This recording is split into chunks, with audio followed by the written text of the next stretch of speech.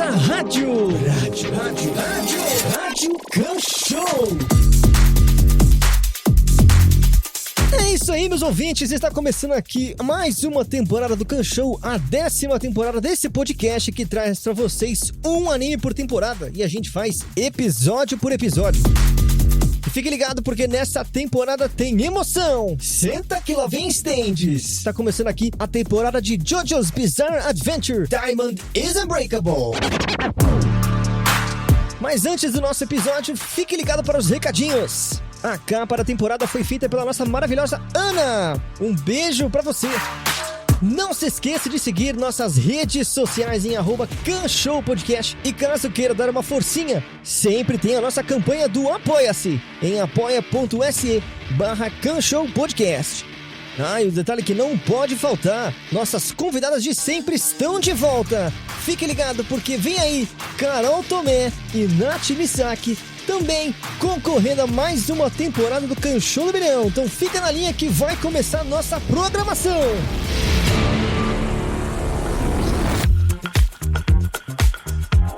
Oi, Cancãs, tudo bem? Eu espero que vocês tenham passado uma semana boa desde o último episódio. E eu só queria deixar uma reflexão pra vocês que vocês têm que levar pra vida. Todo dia o malandro e o otário saem de casa. Vale você decidir se você vai ser o malandro ou se você vai ser o otário. Então, exato. Reflitam sobre isso. Exatamente. Esse podia ser o nome do episódio do anime, inclusive, né? Nossa, sim. Você, tipo, sabe o One Piece que começa com o título do episódio do Luffy narrando? Todo dia sai de casa um malandro e um otário.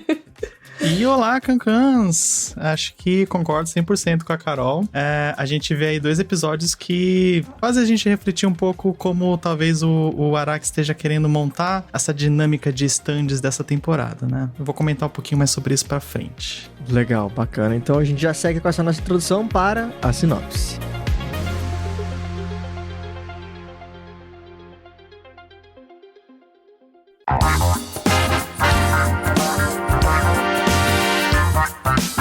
Episódio 3, o stand de Koichi. Pego por um trambiqueiro, Koichi se vê na enrascada de lutar contra um stand que mexe com a culpa e com 500 mil ienes. Será que o despertar do seu stand o ajudará? Depois, Koichi e Josuke irão caçar o incel mais perigoso de Morio. E vamos lá, Carol, a gente começa então com as suas impressões sobre esse parzinho de episódios que conta mais com uma participação ativa do Koichi, que agora tem o seu próprio stand. O ovo do Koichi nasceu. E assim, para pessoas que não estão familiarizadas com o universo Omegaverso... não. Normalmente... Presta atenção. Normalmente, quando tem um ovo, ele tem as características dos pais, né? Então, pressuponho eu que o ovo do Koichi tem as características dele e da outra pessoa que foi usado para gerá-lo. Que no caso é o irmão morto lá do cara, né? Muito provavelmente. Como ele Meu Deus. joga flecha, a gente vai entender isso dessa forma. E aí, gente, que criatura bizarra, né? Que foi gerado pelas coisas dos dois. Ou, né, especificamente, se a gente pensar pelo Koichi. Eu confesso que eu não entendi muito bem a anatomia daquele ser, né? E eu acho que daqui pra frente, como a Nath mesmo falou, dá pra gente entender um pouco sobre o que o Araki quer dos stands. Então a gente vai ver stands cada vez mais estranhos e cada vez mais bizarros pra fazer referência ao nome, né? Permeando, assim, a variedade de stands. Mas eu achei que o Koichi se saiu até muito bem, assim. Eu acho que, tipo, ele é uma pessoa que acredita em si mesmo, né? E aí ele só precisava de um empurrãozinho ali pra lidar com a culpa. Eu achei esses 2 episódios bem engraçadinhos, né? E eles têm esse tom mais engraçadinho. E é naquele momento também que a gente percebe que o Araki tá dando aquela enrolada. Então ele não vai mostrar pra gente o vilão principal, ele vai ficar dando vilõezinhos pra gente. E também é aquele momento que a gente tem um personagem que começa como vilãozinho e depois ele vira amigo. Eu esqueci o nome do cara, dos 500 mil ienes. O Kobayashi. Ele mesmo. Kobayashi, lembra que ele... Pensa que ele casou com a menina dragão lá? Nossa, é verdade, né? Enfim, ele mesmo, né? E aí, eu achei interessante esse stand dele, ainda mais porque ele é um trambiqueiro, mas depois ele dá um jeito na vida dele, mas pra quem é um trambiqueiro, esse stand é bem interessante, né? Que é o stand da culpa e conforme ele vai agindo. E só por curiosidade, 500 mil ienes hoje é em torno de quase 17 mil reais. Então essa seria mais ou menos a dívida que o Koichi arrumou pra si mesmo, né? Ou que o cara arrumou pra si mesmo, né? Porque depois o Koichi começa a querer cobrar ele. Então, fica aí, vê se vale a pena dar esse tipo de golpe, esse valor. Eu acho que se eu fosse dar um golpe desse, eu jogaria um valor mais alto, vai que eu ganho mais, né? Porque aí o cara começa a pedir a casa, começa a pedir tudo. Mas é isso, eu acho que, tipo, não aconteceu muita coisa narrativamente falando, né? Depois a gente tem no outro episódio o menino que é exatamente um incelzinho e estranho, mas o poder dele é interessante. E eu tava assistindo The Amazing Digital Circles e aí tava tendo um episódio também que tinha como se fosse manequins, esses manequins de madeira, e eu percebi como eles são medonhos, eles são, tipo, muito assustadores em determinado momento, porque parece que eles estão te olhando e parece que não. É bem assim, tipo, dá pra fazer umas brincadeiras interessantes, mas a gente também começa a perceber, né, como a gente tem o uso dos stands, né, e o que dá pra fazer, o que não dá pra fazer, como eles se conhecem, como eles vão fazendo isso. E é isso, eu acho que eu gostei desses 2 episódios e eu acho que esses foram, episódios mais de transição pra ver o que vai acontecer depois e como que a gente vai sentir a série no decorrer dos próximos. Boa, eu acho assim que a Carol falou bastante do Koichi, né, e como ele foi desenvolvendo o stand dele, como apareceu o stand dele. E eu acho que uma das coisas que eu notei, pelo menos nesses episódios, né, e que talvez tenha sido um pouquinho diferente do que teve nos episódios, no episódio anterior, que a gente viu ali o stand do Billions, né, e tal. Eu senti que nesse tema que a gente teve, tanto do stand do Koichi, quanto do Tamami, né, do Kobayashi Tamami, quanto do Hazamada, né, que é o cara, tipo, tinha uma certa aproximação com a ideia original do que seria o stand, que é ele representar a força de vontade do usuário, ou, sei lá, o coração do usuário. Não talvez tanto na aparência, porque realmente eu concordo que eu não consegui entender o que era a aparência do Reverb, né? E como isso se encaixava ali no Koichi, mas se parar pra pensar que o poder do Reverb é reverberar sons, né, e de certa forma a gente vê que o Koichi, ele é um personagem muito empático ao longo da série, né, porque ele não tem razão nenhuma pra se importar com o que tá acontecendo com o Morio, e ele vai lá e se preocupa com isso. A gente percebe bastante isso nesse primeiro episódio, o quanto ele tá se preocupando com o gatinho, né, ou com a situação ali de ele ficar culpado por ter supostamente atropelado um gatinho, né. Então, o Reverb, ele acho que é essa representação do sentimento de certa forma, do Koichi de reverberar as emoções das pessoas, ou esse sentimento que ele tem. E ao mesmo tempo, a gente vê uma coisa parecida com o Tamami, né, o trambiqueiro, que dá a impressão de que ele já era trambiqueiro antes dele ter o stand dele. Não, parece que nasceu assim. Pois é, né? Então, faz todo sentido, tipo, quando ele ganha esse poder, ele ter esse poder do...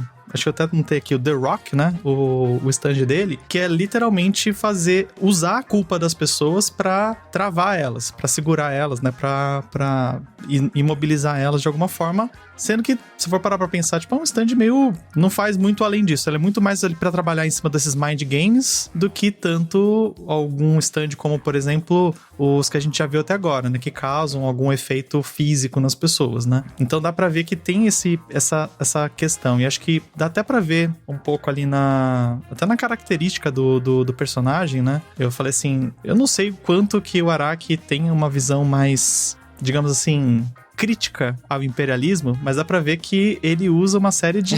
eu anotei isso também.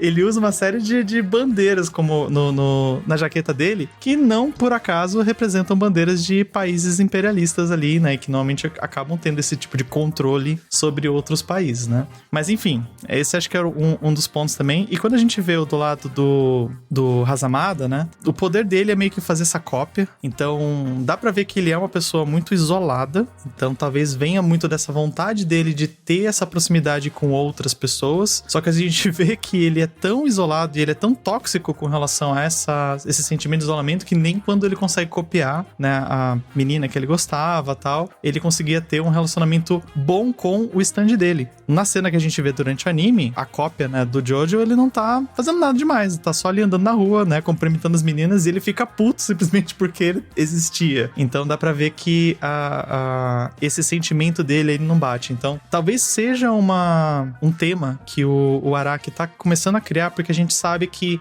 a missão digamos assim, do vilão é achar um poder específico. Ou pelo menos era, né? Até o passado que era achar um poder pra matar o pai lá do menino. Mas agora a gente, sim, por que ele tá criando, né, tantos stands e tal? Aparentemente ele tá buscando ainda algum poder específico pra ser desenvolvido, e não é à toa que ele tá achando sempre essas pessoas ruins. Então talvez tenha essa coisa de qual é o poder versus tem que ser, esse poder tem que vir de alguém que não é tão bom assim. Porque quando a gente vê, por exemplo, o Josuke, o poder dele é um poder bem, que também representa muito o sentimento dele, né, de querer amar as pessoas, né, tipo, ele gosta das pessoas, mas ele gosta de consertar, ele não quer manter as coisas quebradas, ele não quer destruir as coisas, ele quer resolver, quer consertar, né.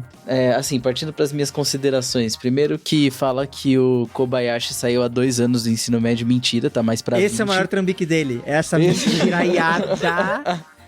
Filha da puta, o cara também, tá pagando meia no cinema há 20 anos já com a carteirinha da Uni vencida.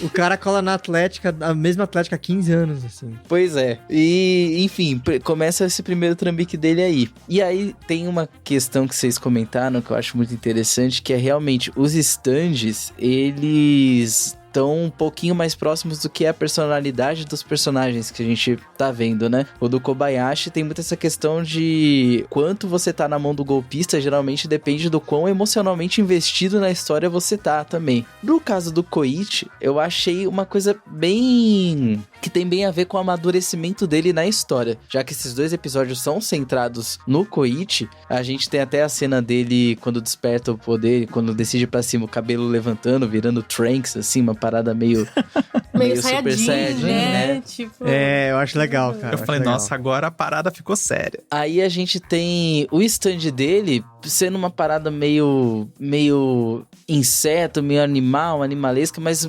ele parece estar num estágio larval, assim. Ele começa com um ovo, justamente naquele momento em que ele tá muito, assim, se deparando com esse mundo novo, sem saber o que fazer, e ao mesmo tempo se vendo investido nessa história. Então, ao longo desses episódios, a gente vê o Koichi narrando, assim, o que tá acontecendo e começando a querer saber mais sobre os mistérios de Morio. E aí, quando racha, o stand dele vem com rodinhas na parte de trás. Então, meio que como uma criança que aprende a andar de bicicleta. Aprendendo a andar. Sabe? Ele vem com rodinhas. E aí, partindo agora pro poder que ele manifesta nesse stand, eu acho que tem uma peculiaridade muito legal. O ponto central desse episódio é que ele precisava se fazer ser ouvido pela mãe, pela irmã e tal. Enfim, a solução que ele encontra é justamente que nem uma Bene Gesserit do Duna, né?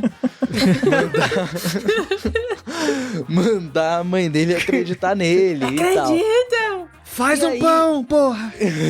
Será que funciona? Tipo, quero Todd! Eu fiquei imaginando a extensão disso, né? Porque ele pode manipular, teoricamente, psicologicamente, qualquer pessoa com isso. Pois né? é. Ficar ali repetindo. Pois é. Exato. Mas aí tem uma questão assim, embora todo mundo não, mas Koichi, o Koyasu, o Josuke sejam 3 adolescentes, em teoria, na mesma idade, ali no anime, né? O Koichi, ele é o que tem mais cara de criança, né? É o que tem mais cara do moleque pirralho de 13, 14 anos e que tá crescendo ali. E eu acho que o stand dele, como se apresenta agora, é muito sobre essa fase da adolescência, assim. Você ainda tá aprendendo a se virar na vida com umas rodinhas, você quer se fazer ouvido, tanto pelos seus pais, pelos seus amigos, sociedade, etc. O jeito que isso se manifesta de um jeito muito particular dele, assim, né? Que ele gosta de quadrinhos e tal, e isso vem com as onomatopeias que ele controla e tudo mais. Eu acho que encaixa bem com o personagem.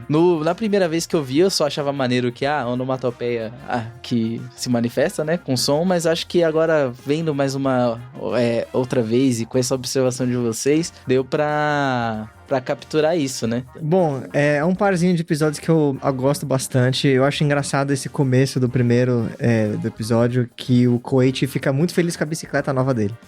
Pra mim, o Koichi tem muita vibe de que ele vai ganhar um HB20 com lacinho quando ele passar na faculdade. Sim. Ele tem essa vibe pra mim. Sim. Até porque a mãe dele, pelo visto, gosta muito dele, mas até que um certo ponto também não. Porque, tipo, primeiro, um trambiqueiro que descobriu onde você mora, foi lá na sua casa, fazer o Começou a trambique fazer massagem no teu na ombro. na tua mãe, e aí ele ainda convenceu a sua mãe, que te conhece há mais tempo do que esse cara saiu da faculdade, da escola, e fala, seu filho é mó trambiqueiro, e a mãe acreditou, e eu fiquei tão incrédulo quanto o Quit. Eu sei como que é ter pais que te desacreditam o tempo todo. Não é legal.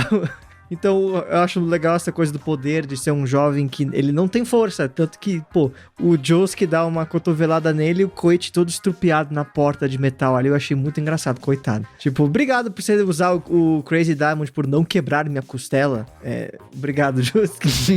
Então, enfim, Koichi está crescendo. Ele tem essa voz de jovem, de que quer ter o seu lugar no mundo, mas ele não tem a força, ele só tem a voz. Rapidinho, sobre esse episódio, vocês também ficaram com medo da premissa cachorro na tela acende uma vela? Quando apareceu o cachorro do Koichi. Nossa. Eu não fiquei preocupado, porque o Araki gosta de gatos, então o gato sobreviveu, e não era nem um gato, era uma pelúcia. Ele não ia matar um gato na tela. Mas o cachorro, o gato... Ah, o Police Police podia ter ido de base tranquilo. Nossa, muito. Não, mas o do gato, eu caí pela quarta vez. Pela quarta vez eu caí na cena do gato, cara. E o pior, tipo, a cena ela é bem feita, assim, pra caramba. Tipo, a bicicleta parada, uma monopé gigante assim em cima, uma seta apontando pro gato. O saco esmagado, mano. Tipo, com a roda no meio, assim, horrível. A gente vê muito gore, né, ainda, né, sempre mantendo essa coisa. Tipo, não só... Tipo, teve essa do gato, teve a pancada de tijolo na cabeça do Tamami.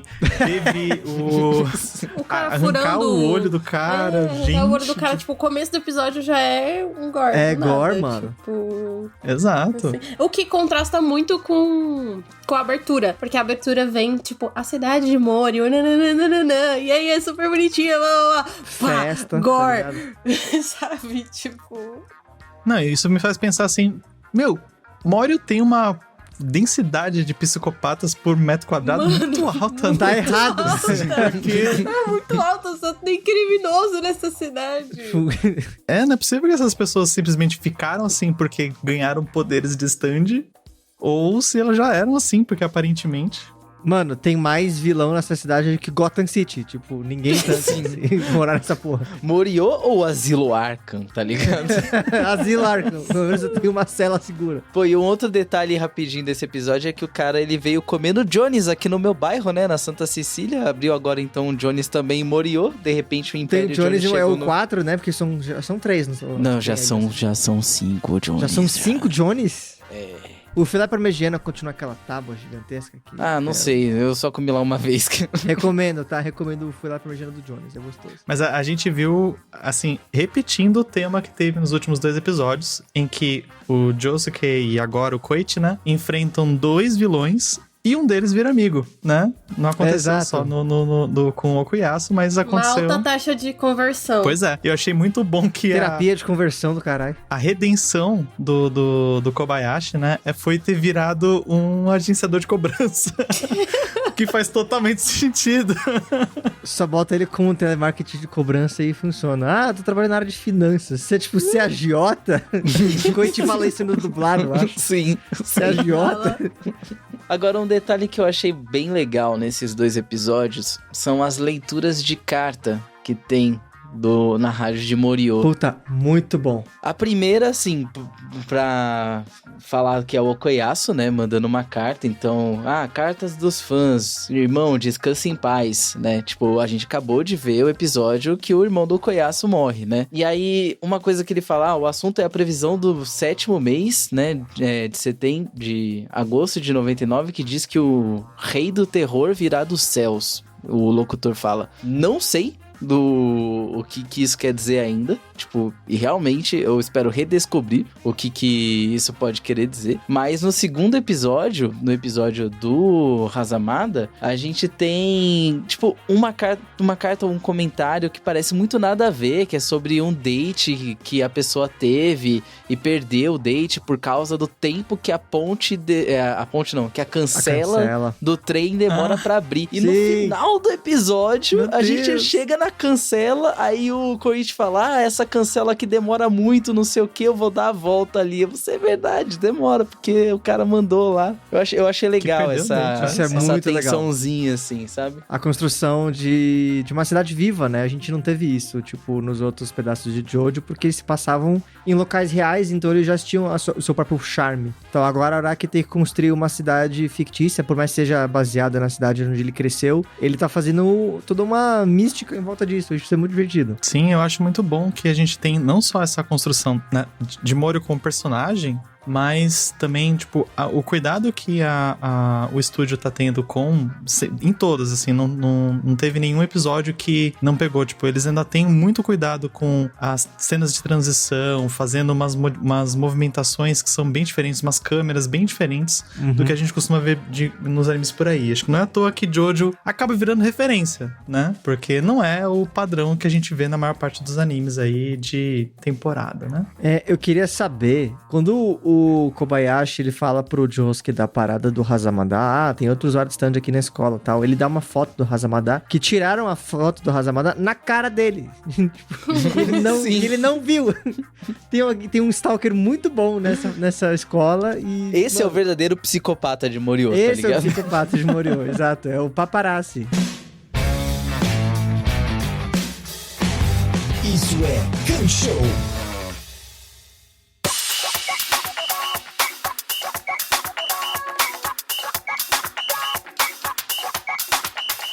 Me impressiona que, às vezes, Jojo, ele dá uma certa forçada pra criar tensão no momento. Então, quando a gente tá ali quando o Koichi e o Josuke encontram o Jotaro na estação de trem, eles falam, eles explicam toda a situação, beleza, o Hazamada tá com um stand que ele tá igual a mim, ele só tá sem a mão direita e tal. Aí o Josuke vê ele no espelho, assim, porque ele na verdade tá atrás da vitrine da loja. E o Jotaro está convenientemente parado de costas pra ele, a uma distância curta de uma canetada, por muito tempo, né? Então tem todo aquele diálogo. É pique primeira temporada, que o Jonathan e o Dio estão caindo da mansão por 40 segundos. Sim. Né? É aqui o Jotaro virado de costas, como se nada tivesse acontecendo, e ele não se mexe. Sim. Então é isso. E aí eu tenho que dizer que o Josuke ganhou esse episódio somente pelo poder popular. Porque ele foi lá, ajudou os motoqueiros, tá ligado? Que tinham sido agredidos pelo Hazamada. E aí eles encontram o Hazamada e vão, vamos te levar ele no banheiro pra tocar uma ideia. Primeiro lá ele. Segundo que a União faz a força demais. E é isso. Adoro motoclubes de esquerda. A gente viu também uma nova personagem aparecendo aí, um pouquinho de destaque, que é uma garota que aparece na abertura. É, né? Verdade. Provavelmente vai ser algo que a gente vai ver nos próximos episódios. É verdade, parece que o Koichi tem uma certa admiradora secreta. Eu espero que não seja ela tirando a foto de todo mundo entregando por aí, porque... Pode ser. Ela ficou olhando o Koichi, assim, da janela, de longe, assim. Aí tem uma coisa que eu queria só comentar de leve, que eu acho que vai ser um mote dessa temporada, assim, no geral, né? Que é aquela cena do Koichi falando que se sente impelido a fazer algo pela cidade que ele mora, né? E, frequentemente, a gente tem um tensionamento sendo trabalhado em obras que são de autores japoneses sobre essa questão do fardo coletivo, né? De um pecado, um fardo que assola a sua vizinhança, a sua cidade, o seu bairro, não necessariamente se resume à esfera individual, mas ele é um fardo coletivo, coletivizado, e que todo mundo tá envolvido, querendo ou não, e que é responsabilidade de todos zelar para que isso seja sanado, né? E aí eu achei interessante como o Josuke, ele entra nessa por essa questão, né? Assumindo o legado do avô lá no primeiro episódio. E agora a gente tem o Koichi aí sendo também empurrado para essa jornada, não só pelo interesse que ele vem despertando, mas como ele diz, né? Ele se sente impelido a fazer algo pelo lugar que ele mora, que ele começa a ver que as coisas estão começando a ficar muito mais afloradas. E o Koyasu, bem, ele vai ganhar um refri depois, não sei. Ele sabe que é burro, eu adoro esse final do primeiro episódio, que o o Kobayashi tá dando falando pro Koichi, deixa que eu leve sua mala, quer que, sei lá, mano, massageie seus pés, não sei, alguma coisa assim. E aí o Josuke fala, mano, você tá entendendo alguma coisa acontecendo? Aí o Koichi fala, não, eu sou o burro, não vou deixar você explicar nada aqui, isso não é meu trabalho. Essa consciência de qual é o papel dele como personagem coadjuvante, que cria muito esse efeito comédico que ele tem, assim. Eu acho engraçado que muita gente não leva o Koyasu como um Joe Bro muito legal, mas eu particularmente gosto muito dele, e eu acho que ele e o Josuke têm uma dinâmica muito divertida entre os dois. E por último, a gente teve a breve aparição do frango frito, o stand de frango frito. É verdade, ele tava lá. No final do segundo episódio, o Josuke e o Jotaro estão lá, tamo suave, e aí ele aparece na fiação elétrica, se não fosse por esses meninos insolentes, eu teria pego mais um. E aí, enfim, descobriremos quem é o usuário desse Red Hot Chili Peppers aí em algum momento. Então, temos já esses episódios, apesar de serem tranquilos, mais de transição, já deixou na nossa mão 2 personagens que vão entrar nessa história, que é a menina que tava olhando o Koichi de longe e quem será o usuário desse stand de frango frito. Não, e eu queria saber, assim, por curiosidade, quem foi que contou pra todo mundo que o Jojo consegue parar o tempo por 1 a 2 segundos, né? Porque Quem isso sabe meio que disso? virou... Informação isso meio que pública virou um agora. negócio geral. Tipo, ninguém chega perto dele, porque ele pode parar um tempo por 1 a 2 segundos. Quem sabia que o Jill morreu? Ele saiu contando pra todo mundo. Quem foi que espalhou isso entre os stands do mal? E agora isso virou um negócio geral, e aí todo mundo fica, não, porque ele para o tempo por 1 ou 2 segundos. E eu, gente, toda hora alguém relembra isso? Certeza que foi o Joseph. É. Ele deve ter contado pra todo mundo. O meu neto consegue parar o tempo. Exato. O meu neto, em 50 dias, aprendeu a parar o tempo. E o seu? O meu tinha 17 anos. O teu passou no vestibular em, sei lá, medicina? Foda-se, o meu neto já fumava com 17 anos e apostava a alma da Ele mãe fazia dele no truque bar. com um cigarro na boca. Colocava 5 na boca, pra dentro e pra fora depois. Certeza. Nossa, jantar de família Joestar deve ser um inferno, tem que dizer. Cara, e aí, eu não lembro se na abertura do episódio 3 pro episódio 4, quando o Koichi faz a posezinha dele, já aparece o stand dele do lado? Aparece sim. Aparece no episódio 7 aqui, que é o do Hazamada. Tanto que quando fala, tipo, quando a música fala Mystery, aí, tipo, o stand dele escreve Mystery, assim. E, tipo, o stand, do poder do stand do Koichi, ele também é, tipo, meio que uma auto-homenagem, né? Porque Jojo é muito famoso pelas onomatopeias e por essas expressões, então, tipo, pra mim eu acho que é meio que até esse ponto a gente vê que nessa temporada, o Araki, como ele tá fazendo um mundo, né, essa cidade parecida com a cidade que ele cresceu, ele tem um certo saudosismo em alguns pontos, né, então eu acho que o Koichi, ele vai mostrar essa evolução, mas esse ponto desse poder, ele fica, tipo, como uma homenagem, assim, pra Jojo, no geral, e é uma homenagem pra onomatopeia, né, que é algo bem usado. Eu gosto muito desse seu ponto, Carol, e eu acho que isso vai fazer até mais sentido quando conhecermos outro personagem lá pra frente, que talvez seja ainda mais uma auto-homenagem. Então, é isso. Pô, mas esse lance da rodinha é foda, velho. Imagina se no futuro ele for uma bicicleta completa. Ia ser muito engraçado. É um stand que te leva pros lugares. Ele é feliz por ganhar a bicicleta, mal sabe que vai ganhar 2.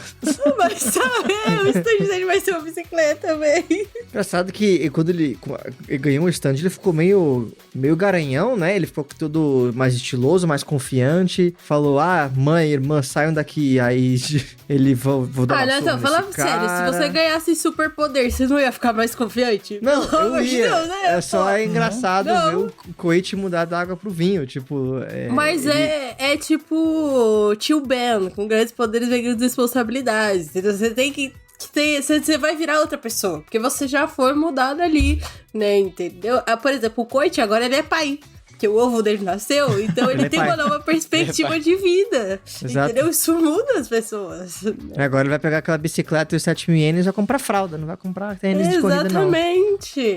E ele até ganha um lado perverso, né? Quando ele fica ameaçando lá o Kobayashi, tipo, o Koichi era aquela criança inocente, pura, Exato. tal. Agora que ele tem poder, agora que ele tem uma potência que pode realizar as vontades dele, ele também ganha mais uma nuance, assim, na própria personalidade. Não, né? e ele meio que ganhou, tipo, um servo, um escravo. O cara quer fazer tudo pra ele, porque agora o cara fica, tipo, o meu mestre. Somente o meu mestre poderia falar isso. E aí ele sai andando, tipo, ele leva o pau, né? E depois fala que ele foi pro hospital.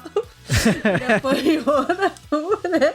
E aí ele arranjou um emprego, ele arrumou a vida dele, aí ele vai pra escola, aí ele fala, Koichi, não anda com esse otário não, deixa que eu cuido de você. Ah, não, esquece, eu tenho que trabalhar, mas ó, se não fosse por isso... Que consequências isso trará, né, cara? O crime compensa? Essa vai ser a pergunta aí do Kobayashi ao longo do... Mano, é por isso que todo dia um otário, um malandro sai de casa, entendeu? Quando ele virou otário, ele começou a apanhar na rua. E quando ele era malandro, isso não acontecia. Não, e o Kobayashi teve a cagada, ele até mesmo ficar surpreso, né? Tipo, mano, quanto de vocês podem ver stands? Ele bota no Koichi e fala, ah, nossa, você pode ver, que interessante.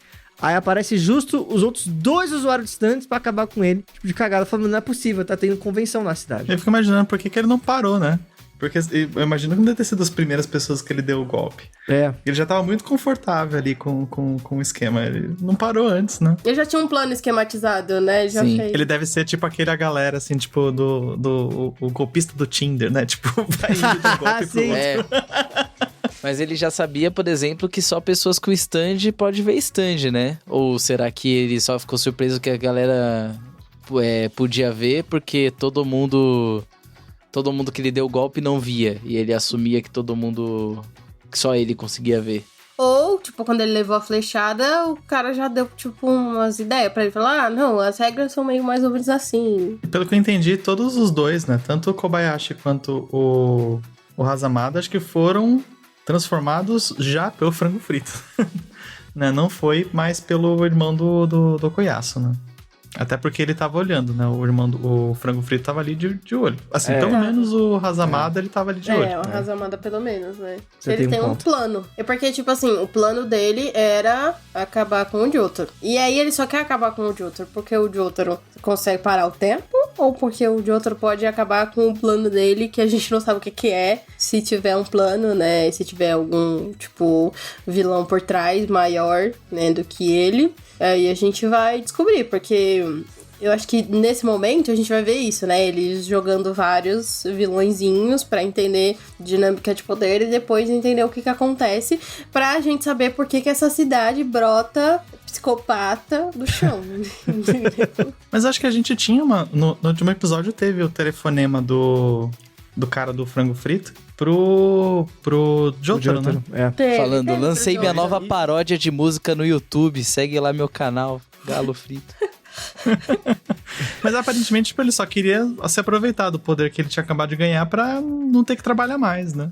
Não tinha nada muito bizarro, assim. É, mas só que ele aí deu o ponto, né? Tipo, o que tem? O que tem nessa cidade que faz com que essas pessoas continuem lá? Porque, por exemplo, se você ganhou um superpoder, você poderia ir pra alguma outra cidade, tipo, fazer alguma coisa. Mas não, eles continuam em Imório e eles continuam atacando pessoas que são stands, porque, tipo, entre aspas, se a gente dividir, né? O que é stand bom, o que é stand ruim, né? E aí essas pessoas que têm e são boas e têm stand, e aí as pessoas ruins ficam atacando elas. Eu tô falando é nesse sentido, tipo, qual que é o mote principal dele? Ele só quer acabar com os Jojos pra provar que o stand dele é mais forte, que ele é mais legal? Ou, tipo, tem alguma coisa envolvida? Sei lá, no final, tem alguma coisa tão importante em Morio a ponto de querer que os vilões fiquem lá? Porque quando a gente falou bastante sobre isso nesse episódio, que as pessoas que moram em Morio, elas têm essa sensação de comunidade, elas querem proteger o espaço delas, elas querem proteger a vida dela.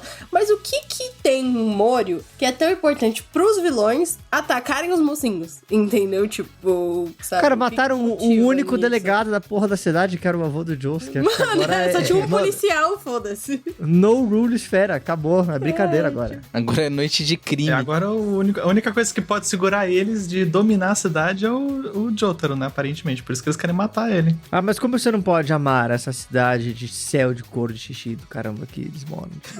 Patriotismo na veia, cara. É que nem eu falei no outro episódio, Moriô é tipo quando você vai visitar sua avó no interior e ela fala que o vizinho dela vira lobisomem à noite. Você fala, por que você não sai daqui então, sua velha? Entendeu? Porque aquela propriedade tá na família há 75 anos, tem 7 tios disputando o terreno, tá ligado?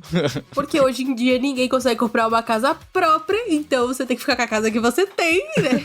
Ué. Inclusive os vilões, né? Falam assim, é melhor eu dominar aqui a cidade que eu tenho uma casa do que se eu ir pra uma outra Nem os cidade vilões conseguem e pagar enfrentar uma o casa capitalismo. Não gentrifiquem minha zona de assassinato, por favor, obrigado. Você está ouvindo Rádio Kanshou. Muito bem, ouvintes. Em uma competição não há espaço nem para remorso e nem para compaixão. Está começando agora ele, o Kanshou do Bilhão.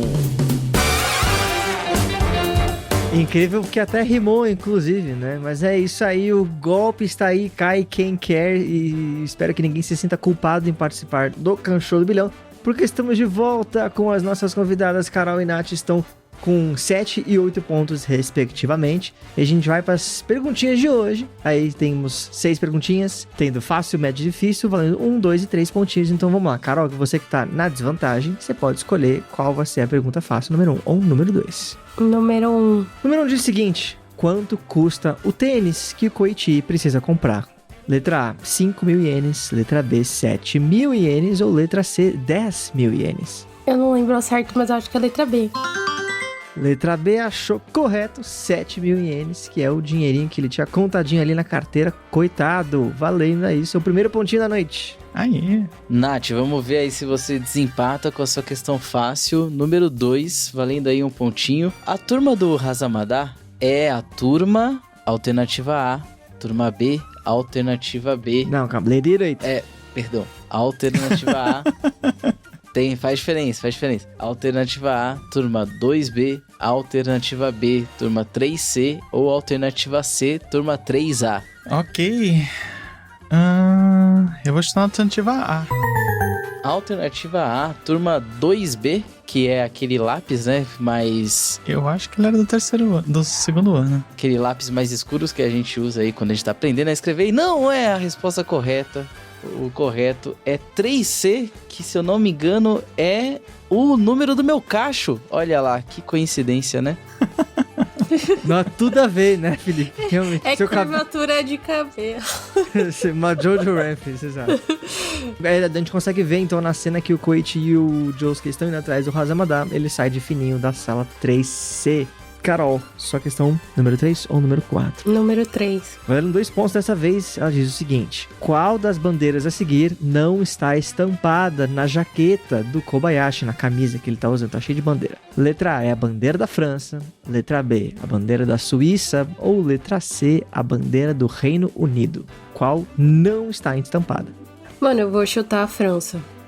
Chutou pro gol, é isso, não é possível. França, correta resposta. Inclusive, Mano, é Reino Unido, eu tinha certeza. Aí eu falei a outra, eu falei, carai. tinha, inclusive, podia ser pegadinha, porque na gola tem a bandeira da Holanda, que são as mesmas cores, porém na horizontal, então vai que desse pegadinha, mas a pegadinha não pegou a Carol passou por cima. Nath, vamos lá, mais uma chance aí pra você então. Questão 4, média, valendo aí 2 pontinhos. Qual palavra a seguir não é gíria em inglês para dinheiro? Alternativa A, cheese. Alternativa B, dough. Ou alternativa C, pasta. Ok. Alternativa A, cheese. Alternativa C, pasta é a alternativa correta. A alternativa A, cheese, é uma gíria correta para dinheiro em inglês. Agora, Nathan, explica aí essa desgraça dessa pergunta aí. Caso Foda-se, vocês... velho, Calma, confia, tá tudo... Ó, como é questão média, tudo que é questão média está no anime. Quando você vê todos aqueles grafitões em cima na rua onde o Kobayashi está, ele está grafitado de várias palavras que são gírias de dinheiro em inglês. Então tem cheese, tem dough Nossa. e tem Benjamin, porque se refere a Benjamin Franklin, que está na nota de 100 dólares. Sim, pô. Olha só. Nossa. Olha lá. Muito perspicaz. O demônio está nos detalhes, realmente. Exatamente. Vamos lá, então. Eu espero que a questão difícil não atrapalhe vocês. Carol, número 5 ou número 6? Número 5. 5 diz o seguinte: o cachorro de Koichi, Police, é uma referência à banda inglesa de mesmo nome, que entrou para o Hall da Fama do Rock no ano de... Letra A, 2003, letra B, 2007 ou letra C, 1983. Eu não tenho a mínima ideia, então eu vou chutar a letra C. Letra C, não foi dessa vez. A letra C, 1983, foi o ano de lançamento do último álbum da banda. Apesar de The Police ter uma influência enorme, a banda durou apenas 6 anos, tendo álbuns de 77 a 83. E só em 2003 foi eleita aí no Hall da Fama do Rock. E por último então, Nath, vamos lá, valendo 3 pontos. A questão de número 6 é a seguinte: o clone do Josuke fala sobre um mangá chamado Perman, serializado lá na década de 60 até a década de 80, totalizando quantos volumes? Alternativa A, 20 volumes, alternativa B, 12 volumes ou alternativa C, 8 volumes. Alternativa C. E essa tem sorte, porque eu pesquisei.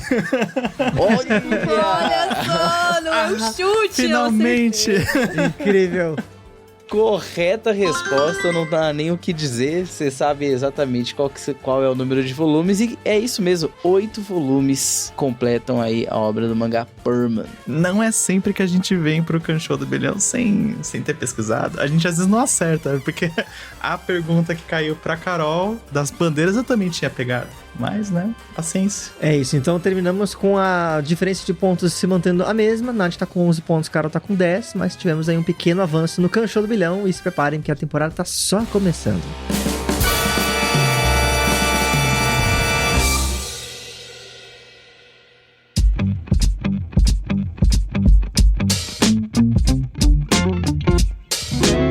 É isso aí, meus ouvintes. Nossa programação vai ficando por aqui.